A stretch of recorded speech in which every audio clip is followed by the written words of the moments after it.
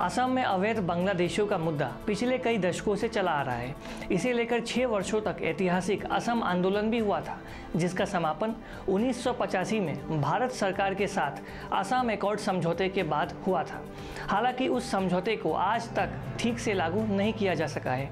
अब इसी असम एकॉर्ड को लागू करने के लिए मंगलवार यानी कि 7 सितंबर को गुवाहाटी में असम सरकार और ऑल आसाम स्टूडेंट यूनियन के बीच एक मुलाकात हुई, यानी कि एक बैठक हुई।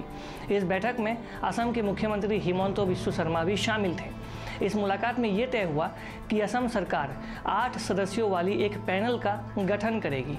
इस पैनल में असम सरकार के 3 मंत्री, आसू के 5 सदस्य भी शामिल रहेंगे। ये कमेटी 3 महीने में अपनी रिपोर्ट सौंपेगी, जिसके बाद असम एकॉर्ड समझौते के प्रावधानों को असम के भीतर लागू किया जाएगा। असम एकॉर्ड को लागू करने को लेकर मुख्यमंत्री लेवल की ये बैठक करीब 16 वर्षों के बाद हुई है। इससे पहले वर्ष 2005 में उस समय के तत्कालीन मुख्यमंत्री तरुण गोगोई की अगुवाई में बैठक हुई थी। आपको बता दें कि असम में अवैध बांग्लादेशियों के खिलाफ 6 वर्षों तक असम आंदोलन चला था, जो 1985 में तब जाकर समाप्त हुआ जब असम एकॉर्ड समझौता हुआ था। इस समझौते के अनुसार 24 मार्च 1971 की तारीख को नागरिकता देने के लिए कट ऑफ के रूप में निर्धारित किया गया था। इस समझौते के अनुसार ये तय हुआ था कि कट ऑफ की तारीख के बाद जो भी व्यक्ति बांग्लादेश से असम आया है, उनकी पहचान करके उन्हें बांग्लादेश में वापस भेजा जाएगा।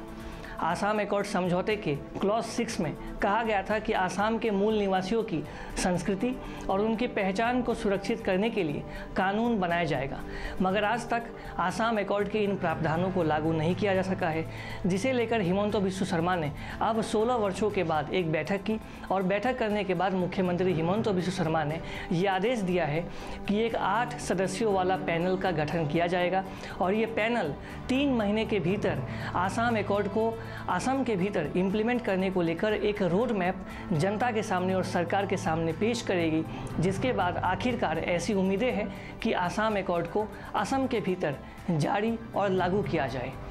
और अधिक खबरों के लिए आप लगातार देखते रहिए ईस्ट न्यूज़। हमारे फेसबुक, यूट्यूब, इंस्टाग्राम पेज को आप लाइक करें, शेयर करें और सब्सक्राइब करें। आप सब जानते हैं कि इन दिनों देश भर में कोविड-19 का माहौल है। लगातार देश में नए कोविड-19 के मामले सामने भी आ रहे हैं, तो ऐसे में आवश्यकता है कि आप मास्क पहनें, सैनिटाइज़र का इस्तेमाल करें, सोशल डिस्टेंसिंग का भी पालन करें।